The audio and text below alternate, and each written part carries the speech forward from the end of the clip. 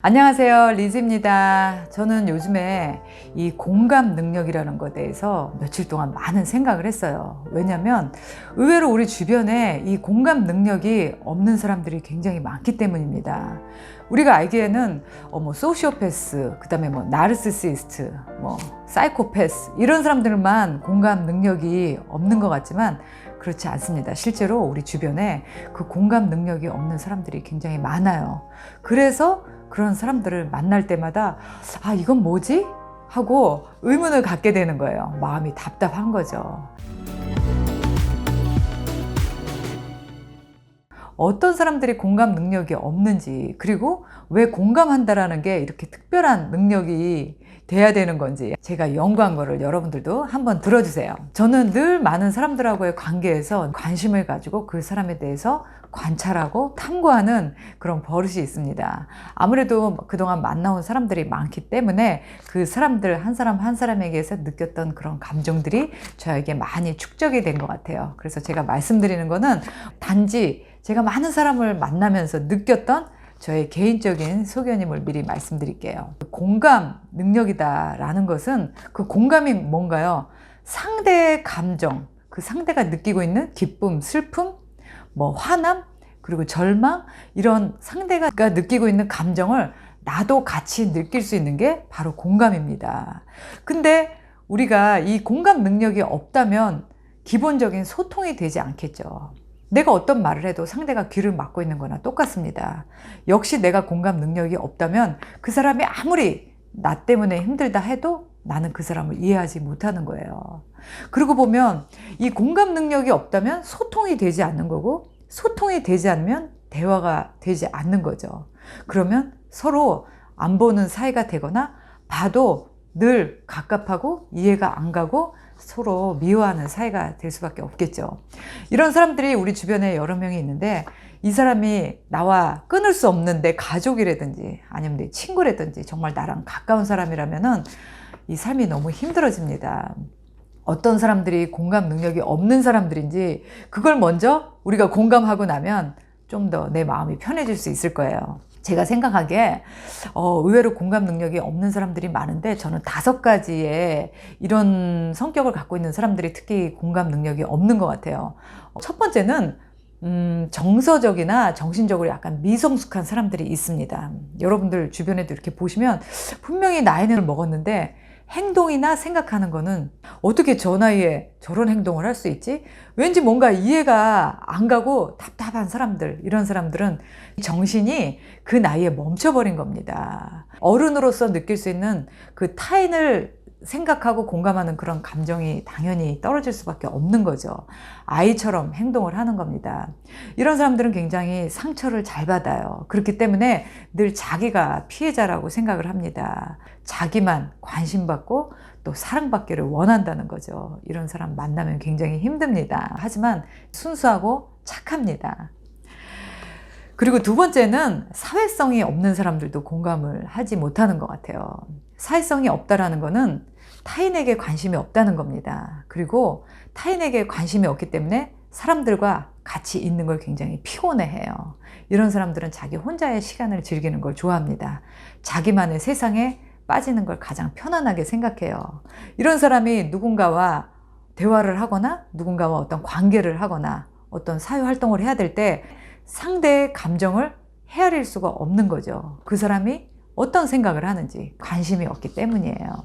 그런 사람들도 공감 능력이 없습니다. 이런 사람들은 다른 사람의 감정에, 다른 사람의 생각에 신경을 안 쓰고 있는 그런 안정감과 편안함을 좋아하게 되는 거죠. 그리고 세 번째는 욕심과 탐욕이 많은 사람입니다. 욕심과 탐욕이 많은 사람들은 오로지 자기가 원하는 거, 자기가 바라는 거, 자기가 얻고자 하는 거에 관심이 있기 때문에 타인의 감정, 타인의 힘든 처지, 그런 거를 생각할 여유와 마음이 없는 거죠. 오로지 생각과 판단의 기준은 내가 이득이 되면 그 누구의 희생도 마다하지 않습니다. 그게 가족이라도 마찬가지예요. 그런 사람이 누군가의 감정에 같이 동의하고 나눌 수 있을까요? No. 그런 사람들은 오로지 나에게만 이익이 된다면 다른 사람은 어떻든 전혀 신경을 쓰지 않는 거죠. 그리고 네 번째는 이기적인 사람인데요. 이기적인 사람은 여러분들도 아시다시피 오로지 모든 생각과 판단의 기준이 자기 자신입니다. 그렇기 때문에 다른 사람이 어떻게 생각을 하던, 다른 사람이 어떤 상처를 입었던 전혀 신경을 쓰지 않습니다. 나만 좋으면 되는 거예요. 자기가 가장 소중한 사람들은 남 신경 안 씁니다. 그리고 다섯 번째는 혼자 이야기하는 사람입니다. 여러분들 주변에 보시면 혼자 이야기하는 사람이 있죠. 자기 이야기만 하는 사람, 자기 자랑하는 사람, 그리고 자기 신변의 이야기에 대해서만 이야기하는 사람. 남에게 관심이 없어요. 다른 사람은 어떻게 지내는지, 다른 사람은 지금 어떤 감정인지, 어떤 환경인지 관심이 없습니다. 오로지 자기 이야기만 떠들고 싶어 해요. 이런 사람들은 자기가 똑똑하다라는 우월감이 아마도 있어서 그런 것 같아요. 이렇게 보면은 우리 주변에 이런 특징을 갖고 있는 사람들 많습니다. 꼭 만나고 있는 사람 중에 한두 명은 있는 것 같아요. 그런 사람들을 만나고 오면 마음이 답답하고 다시 그 사람을 또 만나고 싶지 않은 그런 감정이 들 때가 있어요. 왠지 누군가를 만나서 마음이 답답하거나 왜 그 사람이 이해가 안 되는 그런 행동을 한다라고 생각이 들 때는 그 사람은 바로 이 공감 능력이라는 게 없는 겁니다. 공감한다라는 것은 타인의 생각과 감정을 나도 같이 공유할 수 있어야 되기 때문에 내가 그 사람을 생각하는 그런 배려와 사랑과 이해가 먼저 실천이 돼야 되는 거예요. 그렇기 때문에 이게 능력입니다. 나는 그럼 공감 능력이 있는 사람인지 한번 체크해 보면 좋겠죠? 내가 공감 능력이 있는 사람인지 없는 사람인지 체크해 보려면 내가 주변 사람들을 만났을 때, 그리고 누구와 관계를 가질 때 내가 칭찬을 잘하는 사람인지, 그리고 내가 누가 힘들 때 위로해 줄 줄 아는 사람인지, 그리고 누군가가 아픔을 느낄 때 내가 같이 울어줄 수 있는 사람인지, 누가 기쁠 때 같이 기뻐해 주는 사람인지, 내가 열심히 경청할 줄 아는 사람인지, 그런 것들을 한번 체크해 본다면 내가 그런 사람이라면 나는 공감 능력이 있는 사람입니다. 공감 능력이 없는 사람들은 영혼 없이 남의 이야기를 듣죠. 영혼 없이 듣고 영혼 없는 멘트를 합니다. 그렇게 공감 능력이 없는 사람들하고는 우리가 보통 관계를 오래 할 수 없기 때문에 그 사람이, 주변 사람이 자주 바뀐다, 누구와 관계를 오래 하지 못한다, 이렇게 느끼신다면 그 사람은 공감 능력이 없는 사람일 가능성이 높습니다. 우리가 살면서 이 공감 능력이라는 거는 굉장히 필요한 능력이에요. 이것만 잘해도 많은 사람들이 나를 좋아하게 만들 수 있습니다.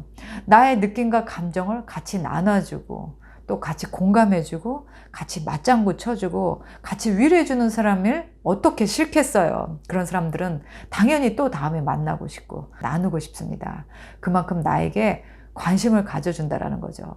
역시 내가 누군가에게 호감을 주는, 또 누군가 나를 좋아하게 만들고 싶다면 내가 첫 번째 그 사람에게 관심을 가지고 그 사람의 감정과 또 상황과 상태를 잘 파악하고 듣고, 또 그 사람의 감정을 나누는 게 정말 공감을 할 수 있는 그런 커다란 능력이 아닌가라는 생각이 들어요. 누군가와의 관계가 굉장히 이해가 안 갈 때, 갈등이 생겼을 때 그 사람의 신발을 신고 생각을 해봐라, 이런 이야기를 들은 적이 있었어요.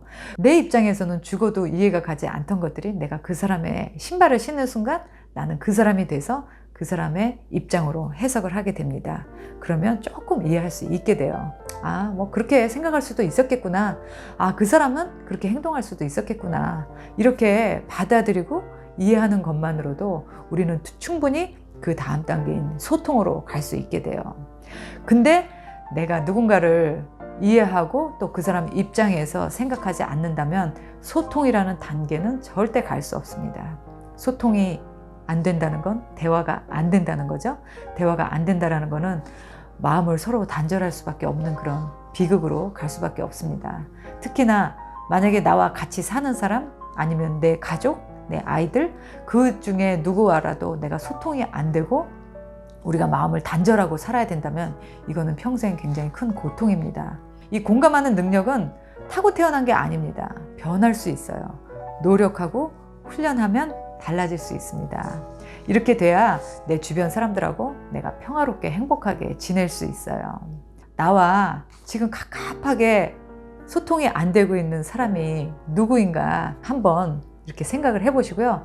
그 사람의 입장에서 다시 한번 천천히 그 사람의 입장을 한번 헤아려 보신다면 그 사람이 나를 공감해 주지 않는다 하더라도 나만 그 사람을 공감해 줘도 어느 정도의 사이는 부드러워질 거라고 저는 생각을 합니다. 그럼 우리 모두 행복한 중년과 노년을 위해서 이렇게 작은 감정부터 노력을 할 수 있었으면 좋겠습니다. 여러분 모두 건강하시고 또 다음 이 시간에 저는 또 뵙도록 하겠습니다.